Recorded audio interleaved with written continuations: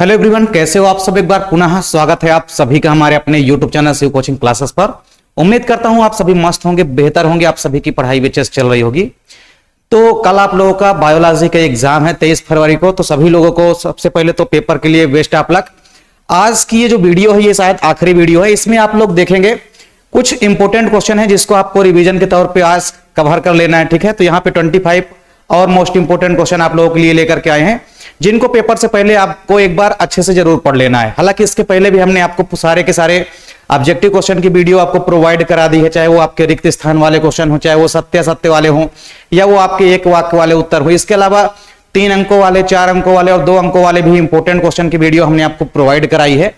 इसके पहले हमने आपको पूरा का पूरा सीरीज कराई थी 1 शॉट की, जिसको आप लोगों को अच्छे से कवर कर लेना है। वहां पे सारे लॉन्ग क्वेश्चन जितने भी हैं आपको कवर कर लेना है। तो ये जो क्वेश्चन है 25 मोस्ट इंपोर्टेंट क्वेश्चन, इसको भी आप लोग पेपर से पहले एक बार जरूर रिवीजन करके जाइए। तो चलिए वीडियो को स्टार्ट करते हैं। सबसे पहला आपको मोस्ट इंपोर्टेंट क्वेश्चन जो आपको हर हाल में तैयार होना चाहिए वो है द्विनिषेचन व त्रिसंलयन को समझाइए, ठीक है। डबल फर्टिलाइजेशन क्या होता है और साथ ही साथ त्रिसंलयन को एक्सप्लेन करना है, ठीक है। यानी ट्रिपल फिजन क्या होता है, त्रिसंलयन क्या है और डबल फर्टिलाइजेशन क्या है, इसको आपको एक्सप्लेन करना है, ठीक है। तो explain double fertilisation and triple fission, ठीक है। तो द्विनिषेचन व त्रिसंलयन को समझाना ये आप लोगों के लिए पहला टास्क है आज का, ठीक है। तो आपको आज ये सारे के सारे सिलेक्टेड क्वेश्चनों को एक बार और अच्छे से रिवीजन कर लेना है।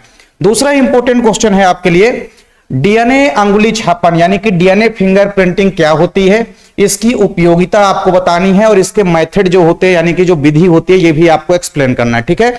तो what is DNA fingerprinting, mention its application, ठीक है। कौन कौन से एप्लीकेशन या उपयोगिताएं हैं इनकी, ये भी आपको अच्छे से तैयार कर लेना है, ठीक है। चलिए तीसरा इंपॉर्टेंट क्वेश्चन जो आपको तैयार कर लेना है आज वो है निम्नलिखित को संक्षेप में समझाइए, ठीक है। Explain the following in brief. आपको वायोपैरेसी और वायोपेटेंट है ना, ये दोनों क्वेश्चनों को आपको शॉर्ट में इसका नोट्स आपको तैयार कर लेना है। ये क्वेश्चन आपके बोर्ड एग्जाम में आने की पूरी संभावना है। अगला क्वेश्चन है पोषण स्तर क्या है समझाइए, ठीक है। व्हाट इज ट्रॉपिक लेवल्स, है ना। एक्सप्लेन करना है आपको कि ट्रॉपिक लेवल क्या होते हैं, ठीक है। नेक्स्ट क्वेश्चन आप लोगों को तैयार करना है खाद्य श्रृंखला व खाद्य जाल को समझाइए, ठीक है। Explain food chain and food web, ठीक है। इनमें डिफरेंस जो है वो भी आपको तैयार कर लेना है। नेक्स्ट क्वेश्चन है प्रतिरक्षी अणु की संरचना का स्वच्छ नामांकित डायग्राम बनाना है, ठीक है। यानी कि draw a well labelled diagram of an antibody molecule, ठीक है। किसी एंटीबॉडी मॉलिक्यूल की स्ट्रक्चर आपको एक्सप्लेन करनी है, ठीक है। और वेल लेवल डायग्राम जो है आपको तैयार कर लेना है।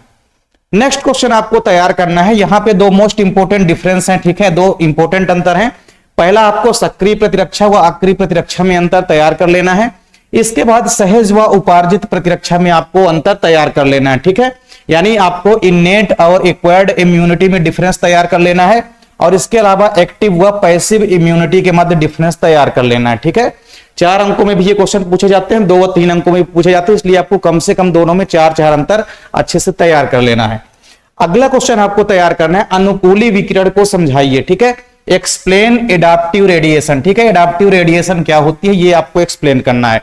या अनुकूली विकिरण ना देकर के आपसे अभिसारी विकास दे सकता है, तो अभिसारी विकास का मतलब यही होता है, ठीक है। तो अभिसारी विकास भी आपसे एग्जाम में पूछा जा सकता है। अगला क्वेश्चन है हार्डी वीनबर्ग नियम को समझाइए, ठीक है। Explain the Hardy Weinberg rule, ठीक है। हार्डी वीनबर्ग का रूल क्या है, इससे संबंधित छोटे छोटे न्यूमेरिकल क्वेश्चन हालांकि बहुत कम आते हैं, वो भी पूछे जा सकते हैं, लेकिन आपको मेनली जो है थ्योरी जो है तैयार कर लेनी है, हार्डी वीनबर्ग थ्योरी या हार्डी वीनबर्ग रूल्स, ठीक है। नेक्स्ट क्वेश्चन आपको तैयार करना है, यहां पे आपको निम्नलिखित में अंतर तैयार करना है, ठीक है। सबसे पहले आपको समयुग्मजीव व विषम युग्मजीव में यानी कि होमोजाइगस और हेट्रोजाइगस के मध्य आपको डिफरेंस तैयार करना है। और जो दूसरा डिफरेंस है वो है जीन प्रारूप व लक्षण प्रारूप के मध्य, यानी आपको जीनोटाइप एंड फिनोटाइप के मध्य भी डिफरेंस को तैयार कर लेना है। अगला क्वेश्चन आप लोगों को तैयार करना है जेनेटिक कोड क्या है, ठीक है। यानी अनुवांशिक कोड क्या होता है या जेनेटिक कोड क्या है, व्हाट इज जेनेटिक कोड। इसकी कोई 4 विशेषताएं आपको लिखना है, ठीक है। Write down any 4 salient features of it, ठीक है। इसकी आपको 4 विशेषताएं या 4 लक्षण आपको अच्छे से तैयार कर लेना है। इसके बाद आपको अगला क्वेश्चन तैयार करना है एमनियोसिंथेसिस क्या है समझाइए, ठीक है। एक्सप्लेन व्हाट इज एमनियोसिंथेसिस, ठीक है। एमनियोसिंथेसिस को आपको एक्सप्लेन करना है। ये क्वेश्चन अक्सर 3 नंबर में या 2 नंबर में आपके एग्जाम में पूछा जाता है, ठीक है। चलिए अगला क्वेश्चन है परख नली शिशु या चिकित्सीय गर्भ समापन, ठीक है। परख नली शिशु ये एक अलग क्वेश्चन है टेस्ट, ठीक है। टेस्ट ट्यूब बेबी यानी कि परख नली शिशु ये एक अलग क्वेश्चन है, और चिकित्सीय गर्भ समापन ये दूसरा क्वेश्चन है, ठीक है, जिसको हम बोलते हैं एमटीपी, ठीक है। What is test tube baby and MTP, तो टेस्ट ट्यूब बेबी क्या होती है ये आपको एक्सप्लेन करना है। साथ ही साथ चिकित्सीय गर्भ समापन यानी कि मेडिकल टर्मिनेशन ऑफ प्रेगनेंसी ये क्या होता है ये भी आपको एक्सप्लेन करना है, ठीक है। इसके बाद आपको अगला क्वेश्चन तैयार करना है, शुक्राणु की संरचना का नामांकित चित्र आपको बनाना है, साथ ही साथ इसके विभिन्न भागों का वर्णन भी आपको करना है, ठीक है। तो draw a labelled diagram of the structure of a sperm and describe its different part, ठीक है। तो शुक्राणु की संरचना का स्वच्छ नामांकित डायग्राम तैयार करना है, वह इसके संपूर्ण भागों को आपको एक्सप्लेन करना है, ठीक है। चलिए इसके बाद अगला क्वेश्चन आप लोगों को तैयार करना है, डीएनए का वाटसन क्रिक मॉडल को नामांकित चित्र सहित एक्सप्लेन करना है, ठीक है। Explain the Watson and Crick model of DNA, ठीक है। तो डीएनए का जो वाटसन और क्रिक का मॉडल है ये आप लोगों को एक्सप्लेन करना है। नेक्स्ट क्वेश्चन आप लोगों को तैयार करना है, डीएनए प्रतिकृति क्या होती है, ठीक है। डीएनए प्रतिकृति क्या है इसकी आपको विधि लिखना है, ठीक है। डीएनए प्रतिकृति कैसी होती है, यानी डीएनए का डुप्लीकेशन कैसा होता है, what is DNA duplication, write down it's method, ठीक है। इसकी विधि आपको लिखनी है, ठीक है। अगला क्वेश्चन आप लोगों को एक्सप्लेन करना है, लैप ओपरान मॉडल को एक्सप्लेन करना है, ठीक है। ओपरान मॉडल क्या है इसको समझाते हुए आपको लैप ओपरान मॉडल एक्सप्लेन करना है, ठीक है। What is lac operon model, describe the structure of lac operon, ठीक है। लैप ओपरान का डायग्राम आपको एक्सप्लेन करना है। अगला क्वेश्चन आप लोगों को तैयार करना है, यूरे एवं मिलर के प्रयोग का नामांकित चित्र सहित वर्णन करना है, ठीक है। केवल डायग्राम बनाने के लिए भी आ सकता है आपसे और इसके एक्सप्लेन करने के लिए भी आ सकता है। Draw a well labelled diagram of Miller and Urey experiment, ठीक है। तो मिलर व यूरो का जो एक्सपेरिमेंट है ये आप लोगों को अच्छे से एक्सप्लेन करना है। इसके बाद अगला क्वेश्चन आपको तैयार करना है, मेंडल के स्वतंत्र अपव्यूहन के नियम को समझाइए, ठीक है। Explain Mendel's law of independent assortment with the example, ठीक है। एग्जांपल के थ्रू आपको मेंडल के लॉ ऑफ इंडिपेंडेंट असॉर्टमेंट को यानी कि स्वतंत्र अपव्यूहन नियम को आपको एक्सप्लेन करना है। इसके बाद अगला क्वेश्चन आप लोगों के लिए यहां पे इंपॉर्टेंट डिफरेंस है, एक लघु बीजाणुधानी तथा गुरु बीजाणुधानी में अंतर, ठीक है। डिफरेंसेस बिटवीन माइक्रोस्पोरोजिनेसिस एंड मेगास्पोरोजिनेसिस, ठीक है। इसके मध्य आपको डिफरेंस तैयार कर लेना है। नेक्स्ट क्वेश्चन है, बायोगैस संयंत्र जो है इसका आपको नामांकित डायग्राम बनाना है और इसका साथ ही साथ वर्णन भी करना है।